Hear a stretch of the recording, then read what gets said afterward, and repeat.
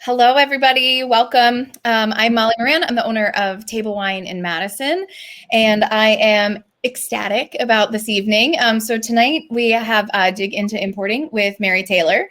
That's Mary.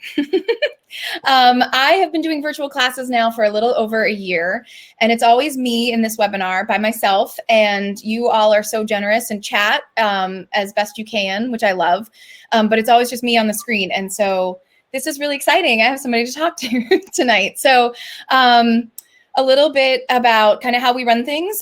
Please ask questions, chat with us as we're tasting the wines. Tell us what you're tasting, smelling, questions that you have for Mary about how the wines are made, all that kind of good stuff. Say hi, all that stuff. We will wrap up right around 7 our time. And I think that's really housekeeping stuff. A bit about Mary. I fell in love with Mary a few years ago. A guy that I buy wine from, who I know some of you know his wines, Tom Loop. He brought me, now I don't remember what it was, but he brought me these European wines with these very crisp, clean white labels. And he was like, you're going to love them. They're like everything that table wine is. And I was like, okay, cool. And then I tasted like the first one and was like, yes, I want that. And then the next one, and I wanted that one too. And so Mary's wines fill the shelves. We pick them for wine club, all that kind of good stuff. So I'm not going to tell you too much more about Mary's business because she is here to do that. So without further ado, Mary, introduce yourself. Tell us a bit about yourself. Hey, I've been in this house in my pajamas for 14 months. So nice to also have people to talk to. So I am Mary Taylor. I've been in the wine business. If you're on your browser, it's helpful, I think, to look up mt.wine if you haven't already. It gives you like a total picture. I'm just going to get tangential right away. But somebody I was talking to the other day was like, I'm so confused. Italy, I'm like, take this book, Vino Italiano, which I know that crew has a little bit of social issues, but that is the best book. It breaks down the 20 regions of Italy, breaks them down so clearly. And once you go through that book, you will always feel confident with Italy. And the same with my website. It's sort of hard to, I can jump into so many different places. So just so you know, the overview of what I do is I am interested in the Appalachian system, not the Appalachian Mountains, although beautiful. That is also known as the Denominação in Portugal, and Denominación in Spain, and the Denominazione in Italy. I love exploring the terroirs, the uniqueness of these places. I started my career in this in 92. I was a cheesemonger in Concord, Massachusetts. We were a wine store too, and the ladies at Christmas would come up and ask for like Pouligny Montrachet, and I just thought the whole world was that knowledgeable. It was just our little freakish town that loves food and wine. So yeah, that's me. I can go on. So do you want to Tell us about how did you get started as an importer, and what drew you to what you do specifically? Awesome. So I had this long winding road through the business. I was a sommelier early in Boston. And then I moved to New York for a literary job. And 7 days before 9/11. So that happened, and I thankfully survived. But my job didn't. And I answered an ad for Sotheby's wine department, knowing a lot about wine and being kind of literary, and it was all about their catalog and stuff, but not being very ritzy titsy and fancy enough for them. So I lasted 1 year. Hey, man, that's great.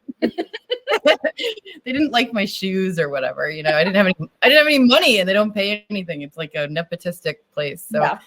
I didn't have that advantage. So all good. I went to Acker Merrill and Condit in the Rudy years. I would highly recommend the documentary Sour Grapes on Netflix about the guy that defrauded everyone. And, as much as that's a tragedy, I don't know that his victims, I'm like that sympathetic too. Sorry.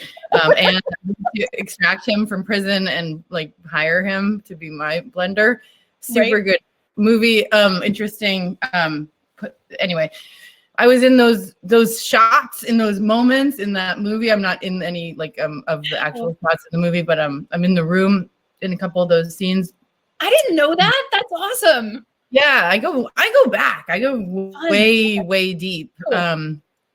A lot of people always ask me like, how do I start a wine company like this? And I'm like, 30 years, Right. 30 years, like 9 years as a sales rep on and off the New York City subways in July and February. Like you gotta sweat and cry. Yeah, right. So then I became a retail buyer, just like you. I didn't own the store, but I bought from like 150 distributors. It was, New York is like it's like the craziest market because everything imports into the New York harbor. And it's like the iconic market in the US for a lot of like foreign companies, and everyone's vying. So like the sommeliers like don't go to the wine lunches. Like it's very hard to fill a table because it's just like 900 people a week want to take you out and have dinner and lunch, and it's kind of cool. I got into this Italian craze at that point in my life, and so I was buying like mostly Italian wine, really deeply. That was a lot of fun. That was like Lower Manhattan. Okay. So yeah, it was like it's a place where you can buy and sell pretty easily. Right, you can buy what you want. What was harder, July or February? I think July because you're sweating. Right, you're so hot. Well, yay, double hockey stick S. And it's like hell. Like at least in February, you can like your wines stay cool. Right. Yeah, totally. And you're not like covered in sweat. Yeah. Your roller bag hits a lot of like snow and dirt and all that stuff. But I think it's probably harder in July.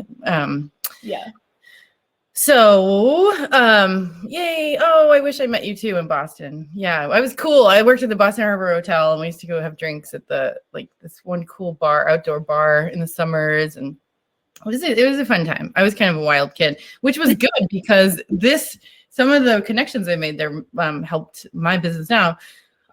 So one night I was at a dinner party on Park Avenue.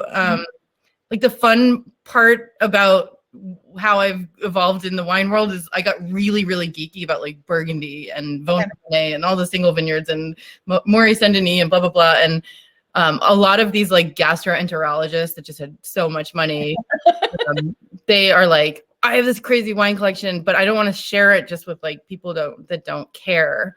So I was invited to a lot of tables. My liver, I don't know how it's still how you survived. It's bad. I'm looking at liver cleanses and things now.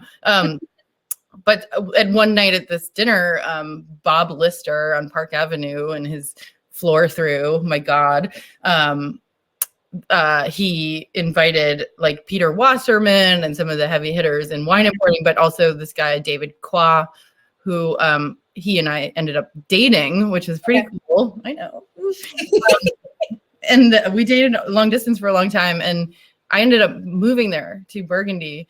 Okay. And I lived in Beaune, and I needed a way to make a living. And so I ended up writing this newsletter where I would go to like all the wine fairs and festivals and all the things, all over. And I would write about them and send an email and offer them for sale, because I would like I would first call the importer and say like, where do you have this wine in stateside? Does the distributor have it? Like, can I sell this wacky thing? And they'd be like, yeah, great. Awesome. So I'd do an offer. And a lot of times I would sell like 25 cases of wine. And my email list grew to like 10,000 people, thanks to like a little mention in Food and Wine magazine. And so I had this like built-in way to make a living while I was like an illegal alien in France. So, that was something special. But that helped me like go into every corner of European wine, in a really deep way. And it was great. So So I did that for some years, and then we broke up. I know. He's okay. He's fine. Okay. He's never dated anyone since, so I don't know. Well, look at that. You must have done something. I ruined him, poor guy. But thanks to him, I got to like live he was from Montlouis, one of my favorite wine places across the river from Vouvray in the Loire Valley. So I got really deep into like deep Chenin land. Yeah. It was really fun. And then living in Burgundy was super cool. And what was I going to say? But I did a couple harvests, like Côte Rôtie, Condrieu is really cool. And then I came back and I started a business with like a partner, and the whole thing was a disaster. I worked really hard for 3 years and like had like equity in a contract, and I learned a lot of lessons about business, and it was tough. So I ended up getting another job in it for another company as the like portfolio French and Portuguese portfolio manager.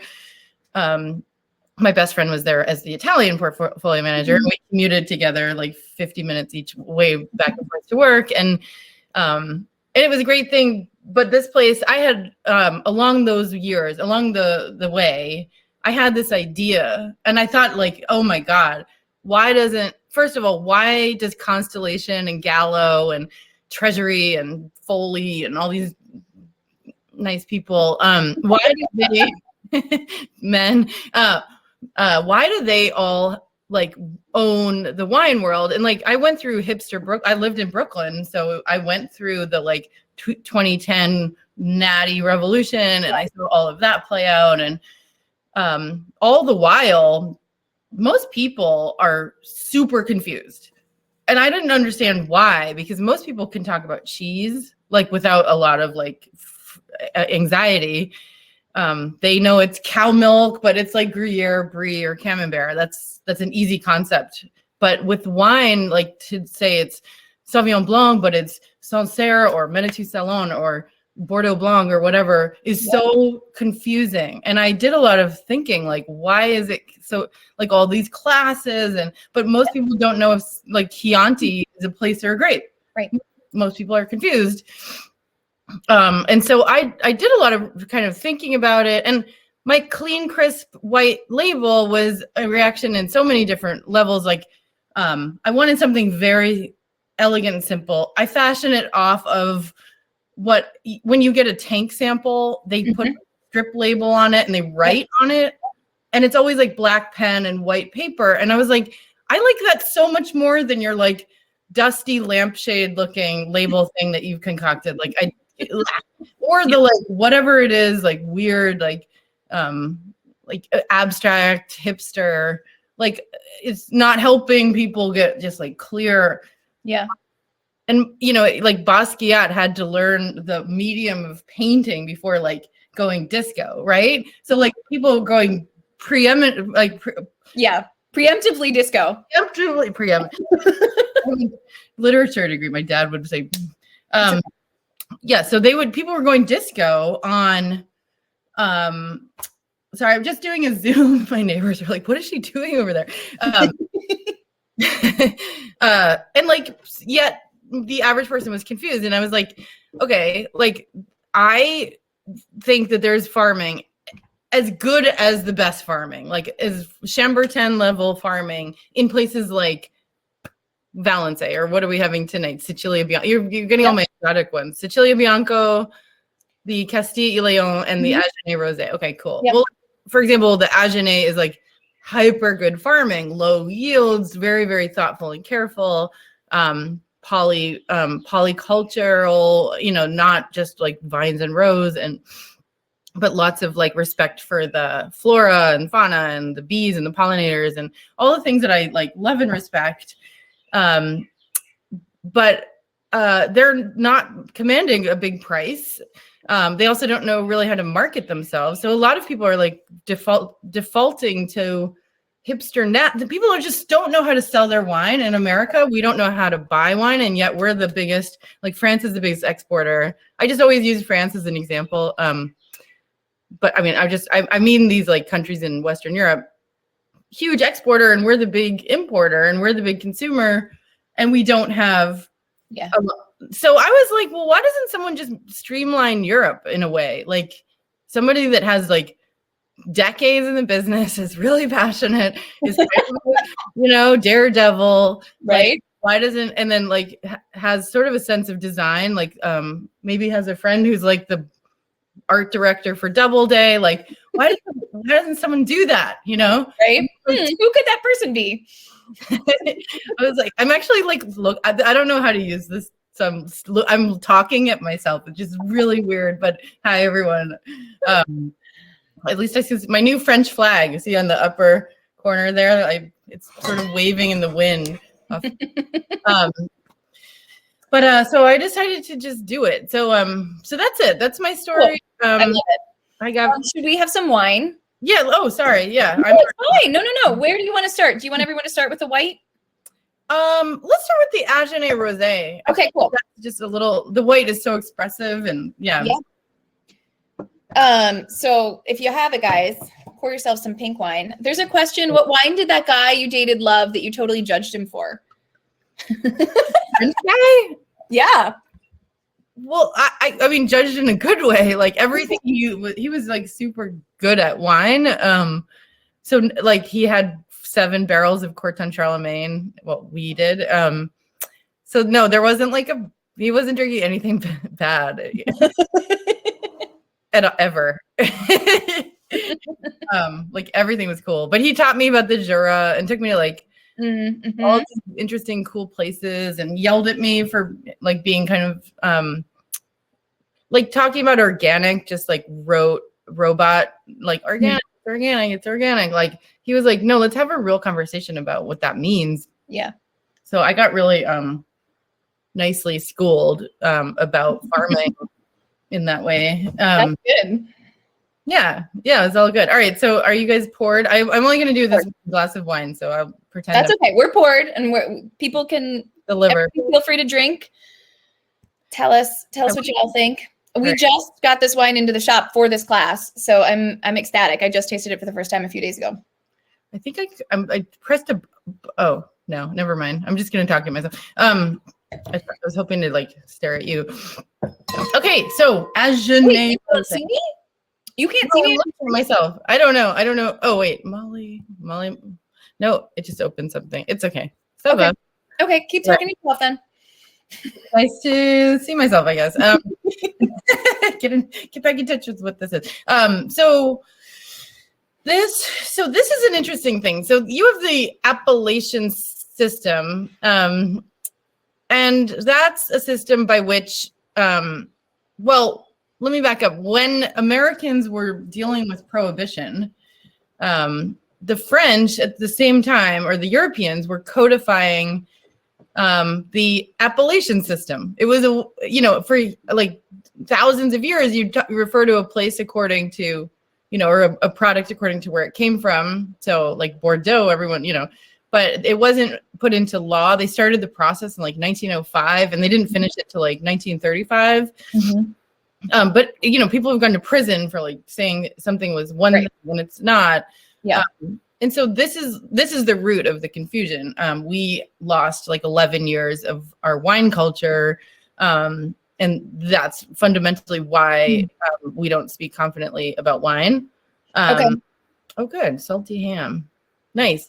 But underneath the appellation system is the indication géographique typique. It's like laid over the appellation system, and these bigger areas, and they're geographically delineated. This is all really hard, even for me to say, even though I do this every day. Yeah. There is an idea that there is a typicity in this area. And there's like 68 of these IGPs just in France. And there's another like 100 in Italy. And it's very deep, the IGP or IGT system. This is the first one on the alphabetical list is Agenais.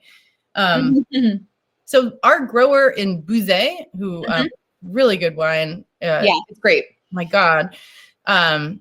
This comes from his vineyards that are appellation Bouzet, but also outside of the appellation, and they're made in just a way that that it isn't as quite as expensive, and it's a little bit more voluminous.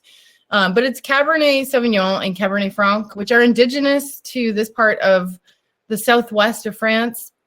So can you tell people where kind of more exactly we are? Yeah, so we're like 45 minutes outside of Bordeaux. Okay. There was a very strong border. The Bordelais, being in cahoots with the British, made the Southwest, like the region that is like unheard of. They kind of shut them out of the international market. So most people don't know like anything. I mean, Cahors, I think, is known, Bergerac, but I do Gaillac, and I'm looking at the Jurançon and all the other cool, interesting appellations. So this is Sud-West. So I don't have my map, but it's like here. Okay. And it's all clay limestone, and it's biodynamically farmed. This is not made with any pesticides. It's also not made by a co-op or anything. It's an independent farmer. Most of the fruit in Bouzet, that appellation, goes into the co-op juice. Okay. But this is one of like a handful of families that just bottled their own stuff, and they find it really hard to sell. I found his wines in a lineup of like, somebody sent me 2 cases of wine from a merchant down in Coulior. Okay. And I tasted through, and I wasn't really like jiving with the samples, but this one, Yeah. his red, and then we expanded to his rosé. I find it yeah, oh good, that's you writing, Molly. Yeah, I find it like it's elegant. So one thing you're not going to find in the nose is you're not going to find banana, pineapple, bubblegum. It's not there because we don't employ those yeasts. We like as natural as possible yeast. In fact, this is verging on native. If needed, we will use like a natural neutral yeast, but generally we try to do like pied de couve or any way to kickstart the fermentation without putting any kind of like makeup on the wine. Mary, can I stop you? Can you define that for folks who don't know what that is? Yeah, so there's like designer yeast or yeasts, and they're in like all the cheap wine that is around always uses them. So what they do is they drop the temp on the wine. They ferment it ice cold, and they use this like aromatic yeast, and they're like, okay, like, and I unfortunately I'm seeing it a lot in like the Provençal rosés and stuff, because they're like, oh, the like global market or the American market wants like pineapples and bananas and bubblegummy rosé. Like our just like simple, earthy, elegant, like subtle thing is not like appealing. Like it works that way a lot with Sauvignon Blanc. I see it. Like Bordeaux Blanc is like super mineral, and people are like, oh, it's Sauvignon Blanc, but it's not like grassy goosey like jump into the glass Sauvignon Blanc, because we don't do the yeasts. Okay, so how much involvement did a winemaker? Yeah, good question. But I will just say, in tasting note, I always find it like, I find it to be kind of like orange blossom. Super, super elegant. It's very vinous, which I love. It's like winey, wine sap, But other than that, it's just like just an elegant, minerally. It's so minerally. It's so delicious. And it's affordable, which is a very big part of my project. It's all about affordability. I mean, not all, because then I would have just drunk $1. But no, I mean, it's like, it's the best value for price. For sure. How much involvement do you have with the wine making process?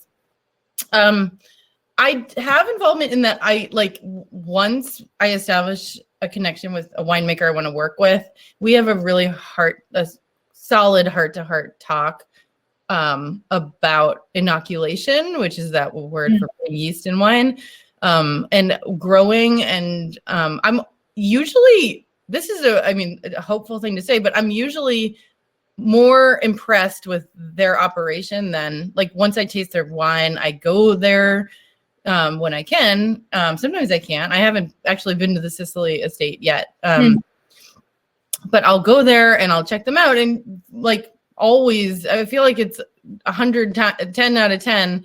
They're like more biodynamic, more thoughtful, more like impressive, and more like humble and authentic than I even expected.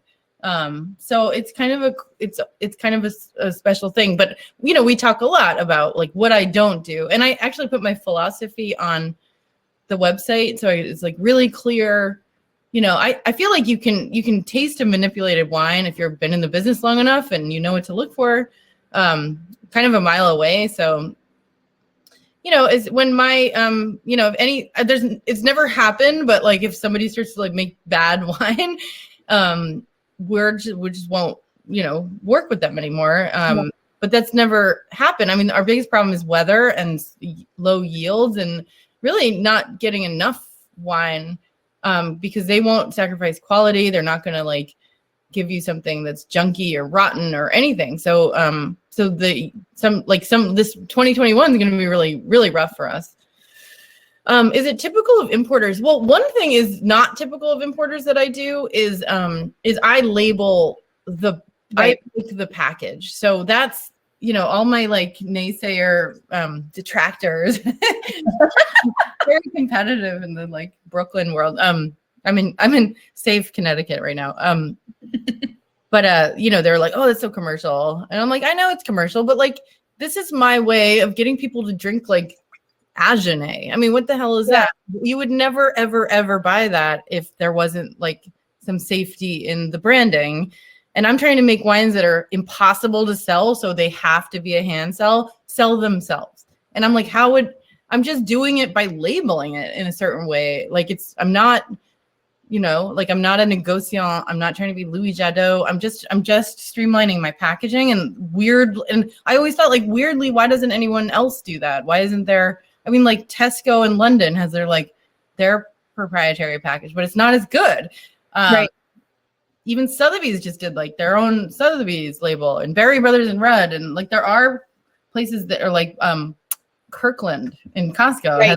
Totally. Right. But their labels aren't as good, and they don't have the same kind of like, I don't know, ethos and look. And I just, thankfully my best friend from like the East Village days when we used to be punk rockers, she became the art director at Doubleday, and like I'm her only like independent company that she does everything. Mm-hmm. Like nobody's allowed to make a graphic without her. And that's why I feel like everything's pretty tight. So when I see that at the shop where people are willing to take a risk on the random ass region that they've never heard of because they're like, well, I know that she did it, like they learn to trust you. Right. And like, that's what it's all about. And yeah, that's about him. Yeah. We have questions piling up. Okay. This is delish. Thank you. How much solvent I answered? Is it typical? I just want to finish that. Yeah, of course. The difference between me and like any other importer is that my name's on the front, not the back. That's all. Right. You and Kermit Lynch, right? Yeah, I do it better. I like Kermit. He's all right. 80% Cab Sauv. Is it typical of a rosé? It is typical of a rosé from this part of the world. Any red wine can be made a rosé. So any red grape can be a rosé version of that grape, I think. Do you know, Molly, any, is there like Shiraz rosé? I haven't, somebody asked me this question recently. I'm like, I feel like I have tasted a rosé of every red grape I can think of. Yeah. I mean, yes.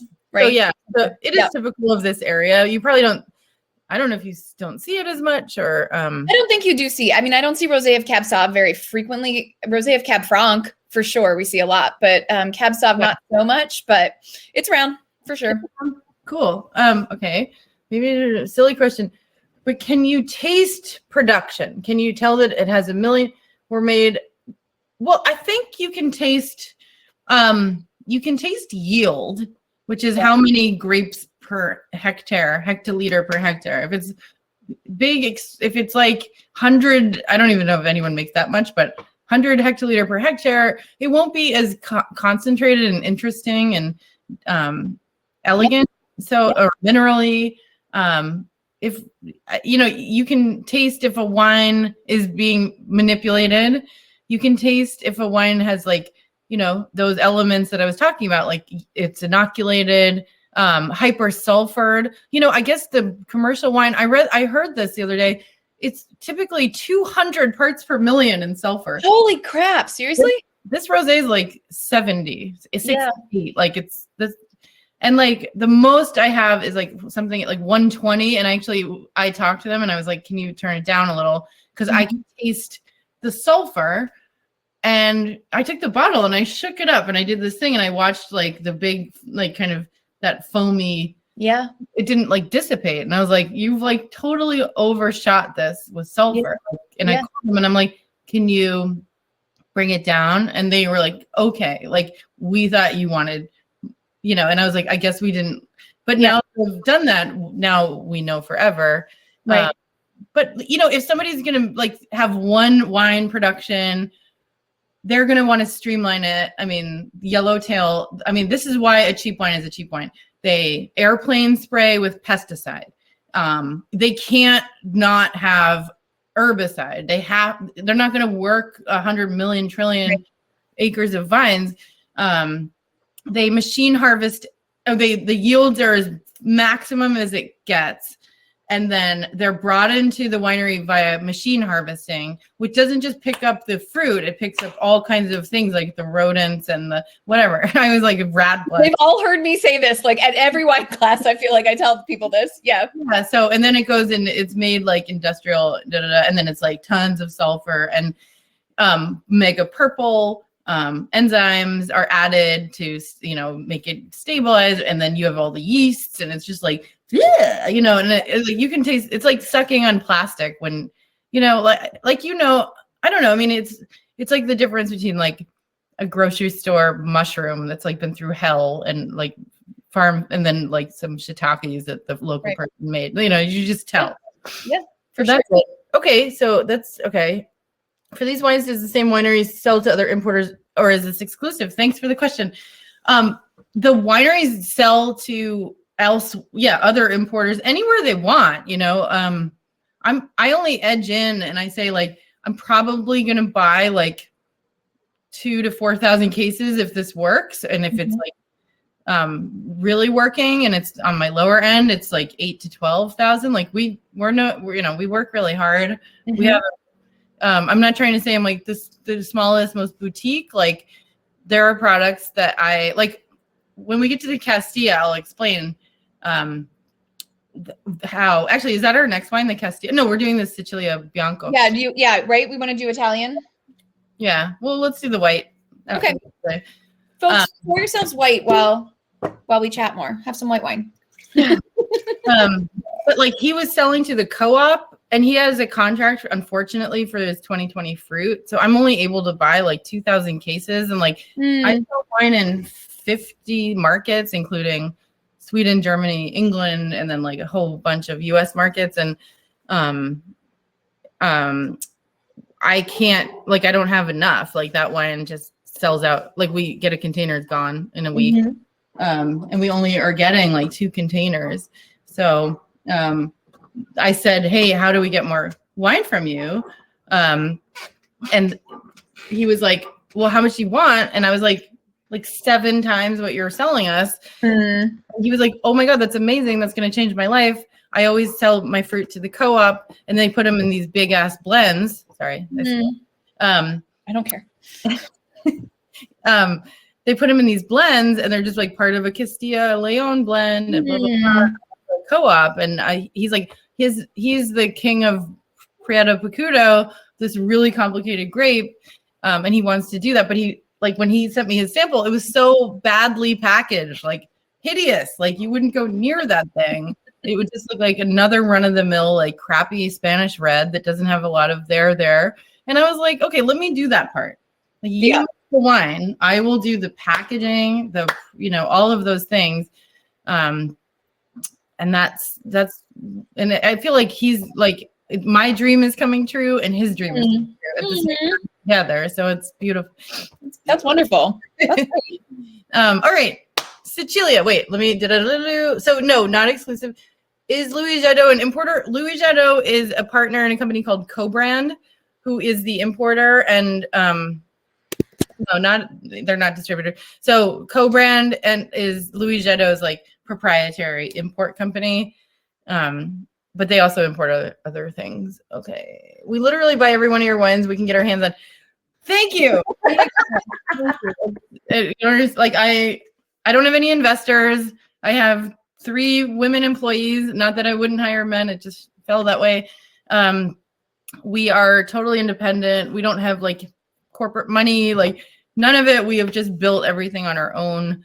And this year we're doing like 300% more than last year already. So it's like a lot. Like I was like, as I was prepping for this, I was like, crap, I need to reconcile my European like exchange rate accounts so that, you know, like it's just a never ending thing. But luckily I just found some help. Can I ask you a question while I don't know. Yeah, I'm going to ask you a question without opening too huge a can of worms. Can you talk a little bit about tariffs? Oh, yeah. Can you just bring folks up to speed about like where things were and where we are now? Well, I have a controversial take on the whole matter. In 2018, my like dad's cousin, who's like this big dog KKR guy, you know, big. He was the former Treasury Secretary under Reagan. He's not a good man, I don't think, but whatever. Okay. But he like I ended up getting a meeting with him, and he said, you know, you should not like put all of your eggs in the French wine basket because French wine is on the chopping block. And I was like, what are you talking about? We've literally been importing French wine since before we were a country. And he was like, well, there's somebody really interested in destroying that industry. And so he wouldn't tell me who it was. And so I just ear to ground, I went like crazy. And I like any mention, I actually heard Agent Orange, sorry, my level of disgust for that person. I heard the executive. Well, that's what I said. Like, I don't want to open it too, you know, the can too open. I heard the executive branch say something to the effect of like, we got to put tariffs on French wines because it's unfair that they're subsidizing Airbus. And Boeing was also being subsidized at the same time. Anyway, when it happened, I knew it was coming. We quickly, like the whole industry formed a like very strong, very motivated group. Some of it, like my distributor in New York paid over $1 million in tariffs. So they were like deeply motivated. Yeah. The mandate. So like, I'm actually, this is really nuts. I'm going to Georgetown starting in August for like an executive degree. I've done an executive degree before. It works with your work schedule.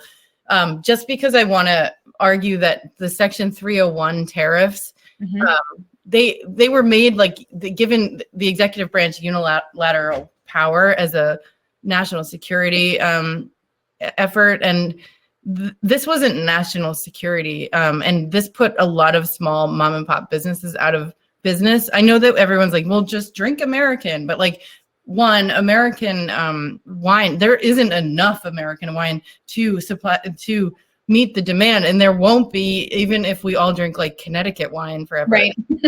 Not enough. So all that market, you know, all the goods and services supply and demand made these markets that like, you know, little mom and pop, and it was cheese and other things too, Parmigiano Reggiano, and putting like people into dire straits. Like, so I created the Maine Gourmet Business Alliance because I have an LLC up there, and and we just jumped into action, like really jumped in. And like, I don't know. I mean, I called people every day asking like, well, when you put me out of business and I'm homeless, where should I park my cardboard box? And like, should I get an 8x10? Like, I was really aggressive, and I called crying and begging and telling them that they were ruining my life. And I got in touch with literally anyone who would listen, and went down to Washington and gave like a speech that the New York Times finally mentioned my name. I know. I posted about it. I know. I shared it with people. Yay. Well, it worked finally, for now. I mean, we had to get a different, sorry. Okay. That's, Spike Lee's moniker. So this wine is different from other whites we've tried. Okay, so this is interesting. So Grillo, this is two sisters that own this winery called Tenuta di Gorgi Tondi. It's called that. That's the name of a bird sanctuary. It's like a WWF protected area that's on the west side of Sicily, just south of Marsala. It's in Mazzara del Vallo, which is really famous for shrimp. It's like the great shrimp towns. Okay. And they have limestone. It's the west side of Sicily, so it's not the east side where you have Noto and Etna and the volcanic soils. But there's some great soil over here and some beautiful climate. So this is essentially limestone coming right off the Mediterranean. And I don't ever work with varietals that aren't totally indigenous to the area. Indigenous as in like 1400 years or something. Okay, sure. I work with Colombard, which is like a crossing between Chenin Blanc and Gouais Blanc done in like 1740. So I'm like, okay, well, that's sort of, but those other ones were indigenous, so it sort of counts. Grillo was brought over to Sicily by the Phoenicians, who were excellent wine people. A lot of wine started, in Georgia and like Iran and all these places, and it traveled west and, was really flourished. But so this is Grillo. It used to be called Cardedu. It's a Phoenician varietal that came over. It is very, very saline. How is it tasting right now? Because you got the 2018, which is a great. We do have the 2018. It's lovely. Like it's still floral, and you get like the fruit and the saline. It's beautiful. It's totally the taste of that place. It's certified organic. It's made by two sisters who are super proud of their like clean air, clean winery, everything about like health and beauty and cleanliness, and they're really serious. They don't inoculate it. It's there's a little texture to it too. I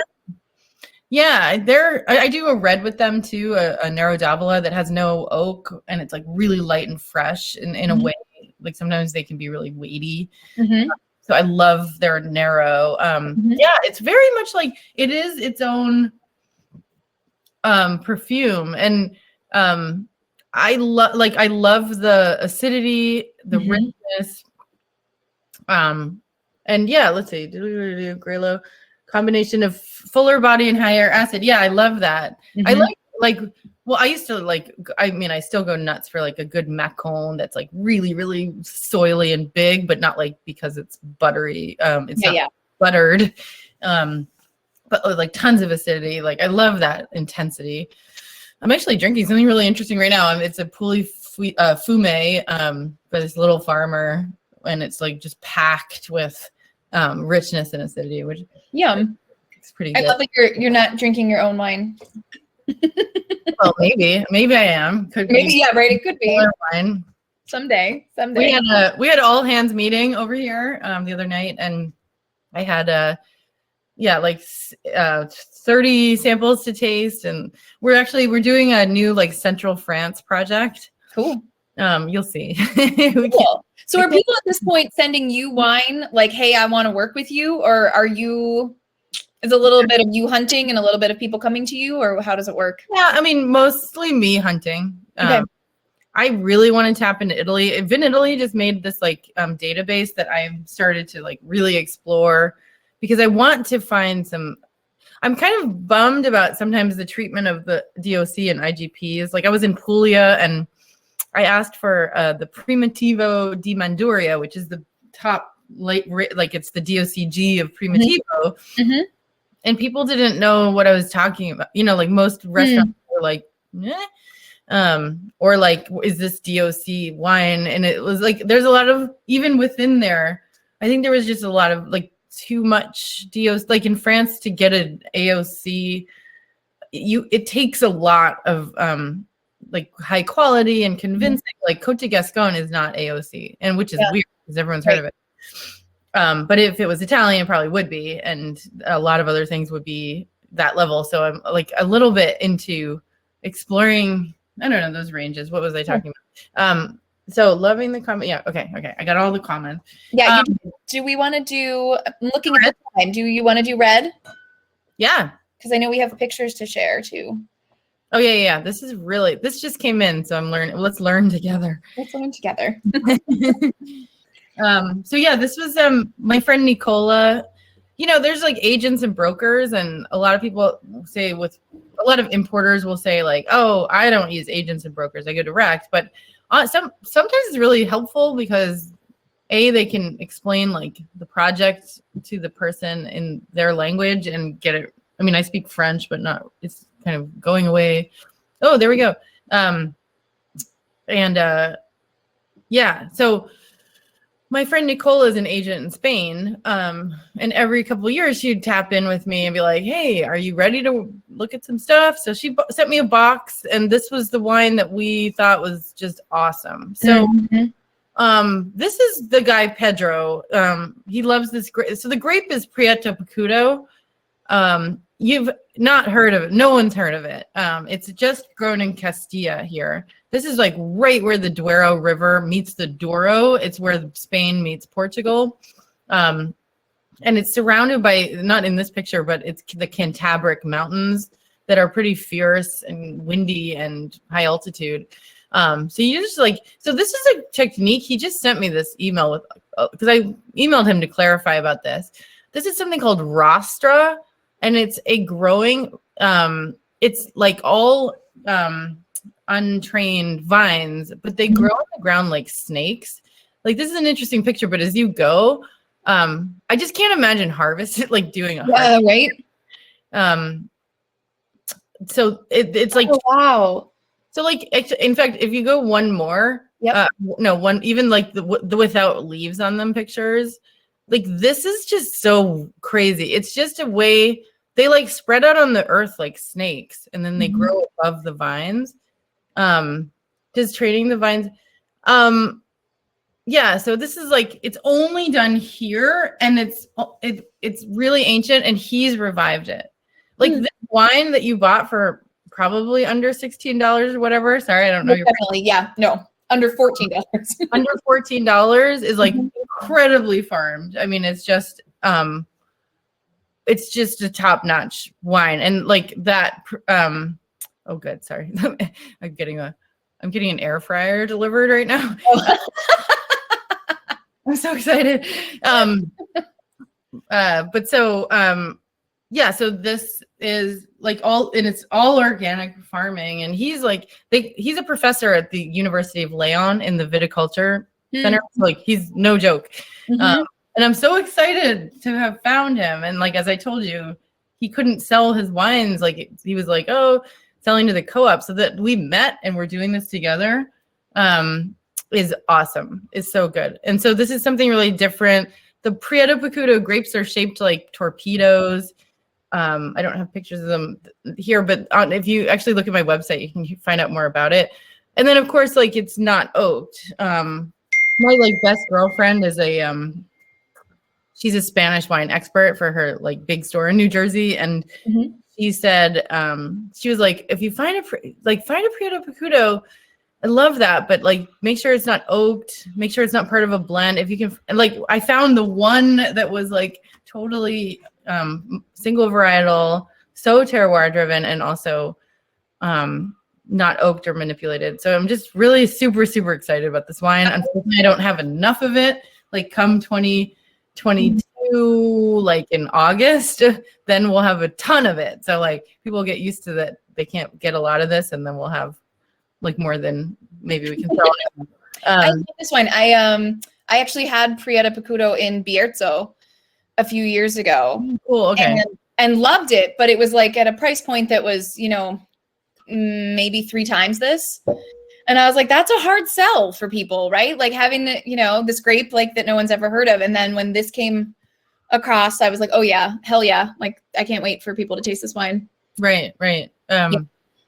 I'm so excited. Yeah. So I don't know. I mean, the wine business is, well, you have business. So that is a whole thing. Right. And then it's not just widgets. It's like many, many languages.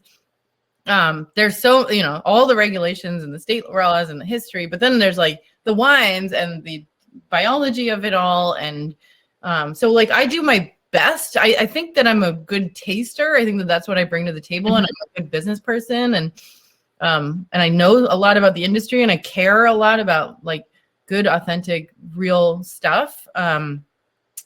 And I don't like, this isn't about like growing to be like a billionaire. Like, I don't care. Like, I'm good. If things stay this way, I'm super happy. Yeah, what was I saying? But yeah, wine itself, I mean, history, culture, I mean, there's so much history. Right. Going back thousands of years, the origin of these stories and, all right, questions. Does training vines change the flavor development of the grape? Yeah, it does. It depends. There's all these vine training. So there's like Gobelets, there's Guillot, there's single baguette. There's like a million ways to train the vine. There's Gobelet is like I'm of course always a Francophile, so it's it's like an untrained bush vine and Beaujolais.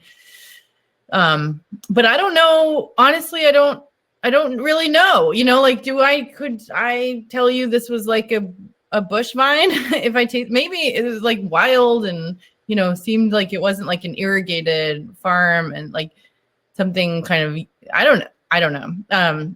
I would love to be that. If you know anyone that is that deep on, somebody told me like the story about granite, like blue granite, why it's blue and why the pink granite's pink. And the blue is forged under the sea originally, and the pink is forged in the air, so it's like oxidized. Huh. That's why. And I was like, I didn't know that. That's awesome. I didn't know. A lot of tannin, lighter body, nice mix of blackberry fruit. Yeah. Is importing going towards away from mass market? Is importing no? How bad? Okay, so a bunch of questions. Yeah. So this style is like the style that I grew up to understand, that like Foursquare wines, like ones that are just like fruit, dense, oaked, like international style, is boring and the kids don't like it. I don't like the vinegary wine. Like, I don't like the vinegar mafia that much. Mm-hmm. It's like my perfect, like it's crunchy, meaning that the acidity is really present and it's not smoothed over. So it's got a lot of like crunch and cut, which I love. So that is really my style of wine. And I feel like that's the kind of wine that sells really well to like the millennials. No, but like everybody likes. No, it's true. I don't know. All right. Is importing going towards this style? No. I mean, I don't know. There's like 80 or how many importers? There's like 1,600 importers into the U.S. of wine. 83,000 jobs are made by importers. I have all these facts because of the tariffs. Right. I was gonna say, you knew that like right away. And I think I think that like aside from like big like crappy, I don't know, you go to like the Amex lounge at the airport and they're like, oh, it's a French sparkling, and it's like bleh. It's just like big and like Veuve and Ball, like I can trash them. But remember like Jadot and the old Costier de Nîmes rosés that would come out like crap, I think generally European farming standards are moving in the right direction. But like La Marca, Prosecco, and all this stuff is like, I mean, if you need a bottle like a 375 of Prosecco at Walgreens, La Marca is the jam. Go for it. Yeah. To me, like one big massive brand is not what I want to do. I wanted to have one big massive brand, but like every single product is small. In fact, on Schitt's Creek, my favorite show, Alexis compliments David, and she says, David, this is so brilliant. Consolidating all your products under one brand creates synergy and recognition. And I was like, and you were like, yes, that's what I do. Oh, it's so dark out now. So I don't know. Yeah. How badly are French wines this spring? We're in big trouble with some of the wines. Like we're probably not getting any Beaujolais 2021 or Chablis. That's over.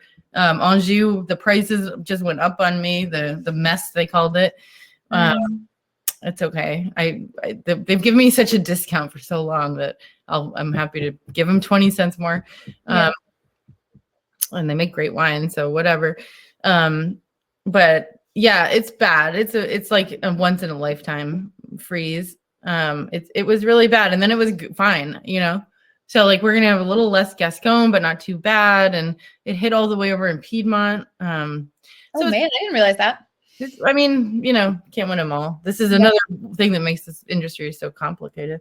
Right. But we love Schitt's Creek. Me too. Don't buy banana rosé though, Sarah Stevenson. That's so funny. I don't remember that. Cool.